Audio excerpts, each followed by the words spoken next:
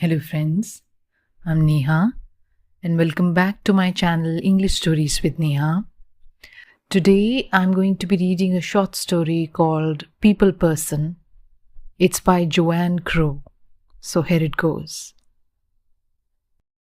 People Person.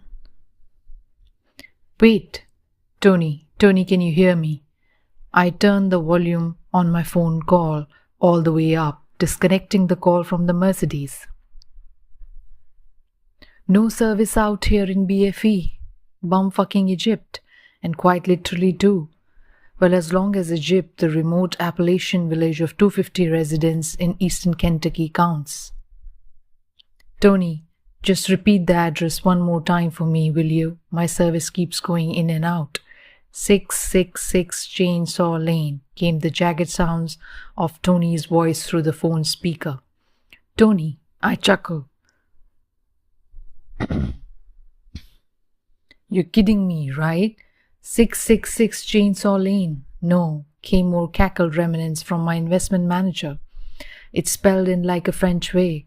Right. Anyway, dude's name is what again? Do you read any your emails? Of course not, I shoot back. I'm just a pretty face for your commercials and postcards. Name John Doe. Mr. John Doe of 666 Chainsaw Lane. I'm sure he's wonderful at parties. Colin, you. Oh, I love when you tell me sweet nothings, Tony, I tease. Call you later. I end the call and enter the address in the GPS. It's only a 25-minute drive, but with each minute I'm taken deeper and deeper into the Appalachian woods. No street lamps, of course. The dwindling light from the late afternoon struggles to make it through the dense trees canopies as I get closer to Jane Doe's home, which at this point seems like it may be the only home in the entire area.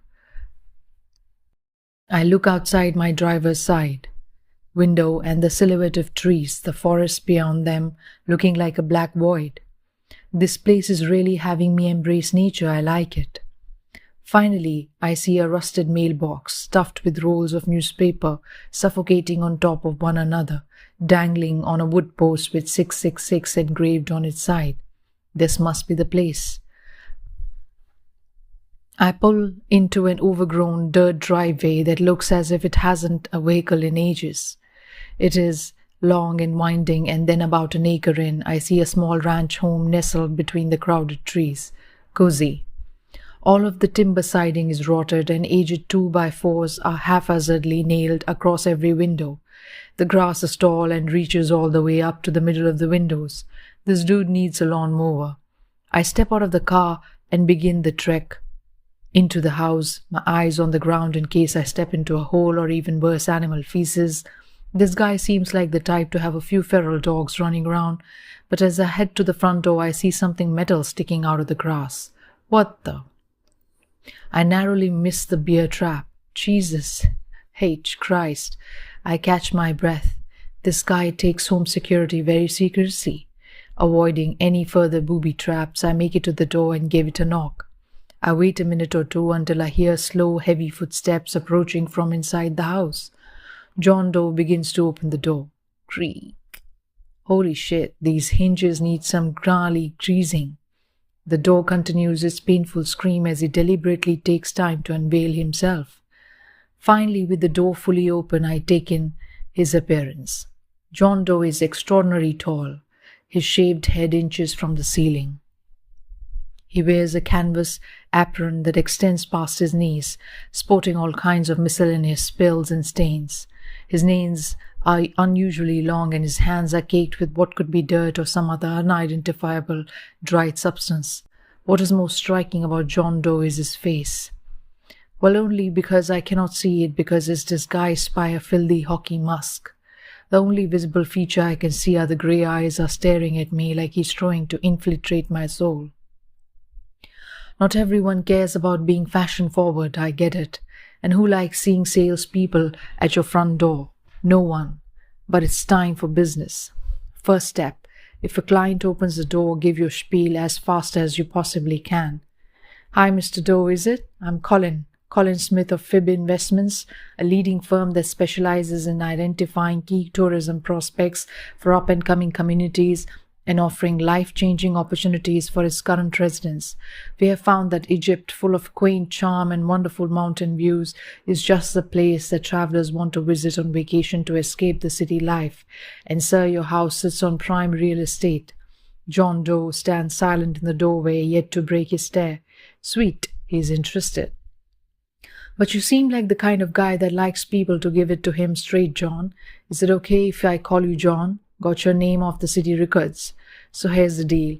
We're going to buy your house for an exorbitant amount of money, kick you out, demo the place, rebuild it with the cheapest materials possible, then list it as an Airbnb to get rich, yuppie couples to spend $500 a night here, not including the cleaning fee, so we can make even more money than we offered you to bulldoze this shithole. In short, I could say we're experts in gentrifying everyone's favorite hidden gem neighborhoods and converting them into little tourism pits. But we'll make you rich. How does that sound? John Doe continues to stand like a statue. Dude hasn't even blinked yet. Phew. This is going to be a hook, line, and a sinker sale.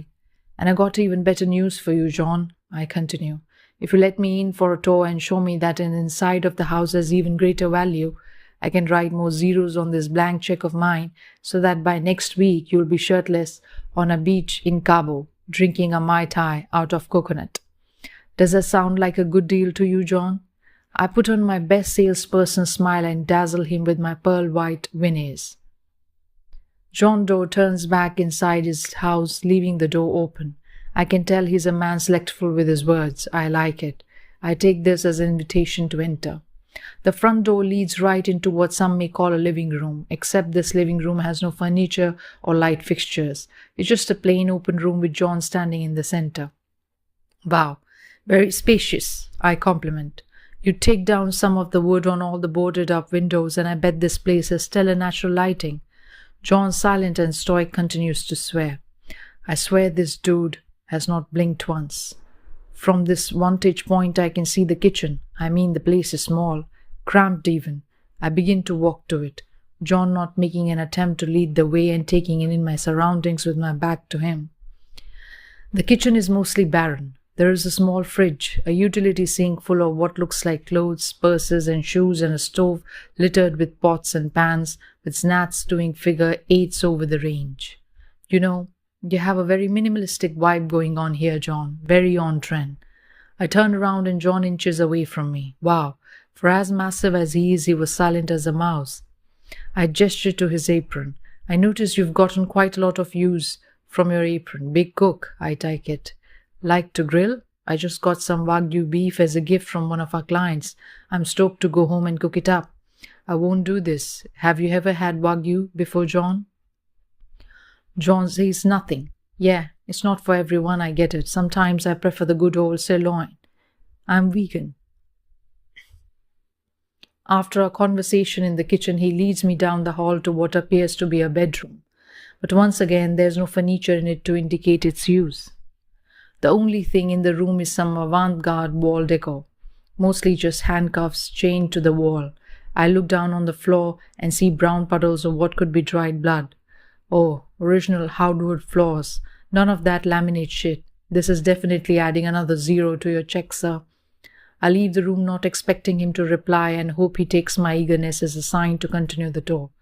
He leads me further down the hall to a barricaded door with 5 lock systems. John reaches under his apron and starts fidgeting with his belt. He pulls out a massive iron rig full of keys. John takes his time opening the locks and then steps aside to open the door. The door has the same creak as the front, except this time an odor creeps up the stairs that burns my nose. There are no lights, but I assume this must be the basement. It's where I'd keep all my smelly shit too. John watches my expression as if waiting for me to say something. I just smile. He steps in front of me and starts walking down the steps in the pitch black. I follow him, waving my hands around, trying to feel for a railing, until I hear John reach for something metal sounding. John pulls a chain and a single light bulb flickers on as I reach the bottom step. The basement is a small box of grey concrete. There are no laundry machines or moving boxes or Christmas decorations. Just a few human bodies piled in the corner. I pinch my nose and tiptoe to the carcasses. Yep, dead. I look back at John. All right, so we got an unfinished basement. I look at the bodies and a small rodent problem. Guess what? No biggie. We can work with this. We're going to demo this hunk of junk anyway. John blinks. I think I sold the deal. Hell yeah. I follow him back up the stairs until we are standing face to face in the living room. So after the tour, I'm happy to add another zero to your check, Mr. Doe. I extend my hand and offer a handshake. He continues his $1,000,000 stare. I continue anyway. Fib Investments will buy this property for $475,000. We can direct deposit this into your account in about 48 hours if you're willing to digitally sign a few papers. John blinks. Great. I'll go get my iPad out of the car. You're going to be a rich man, my friend. Congrats. After I go through all the legal mumbo-jumbo bullshit with John and he lets me sign his signature for him, I say my goodbye and head to my car to leave. The sun is just starting to set and I wait until I'm out of Egypt to give Tony a call. He answers after 2 rings. Colin, you have service? Cool, you're not dead, so how was it?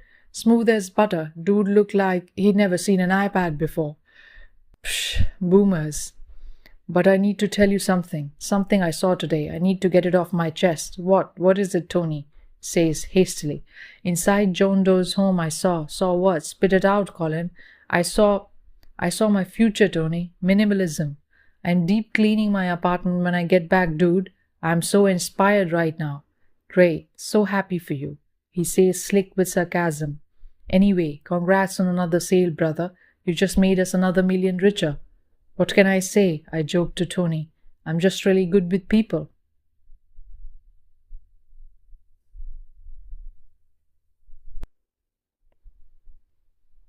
So friends, this was the short story People Person by Joan Crow. Hope you liked it. If you've got any story recommendations, please mention it in the comment section and I would love to read it to you the next time round. Additionally, I would want you to please like my content, comment, share and subscribe the channel. So with the promise to meet you again sometime else on some other episode, some other time, this is me, Neha, signing off for now. Until then, take care.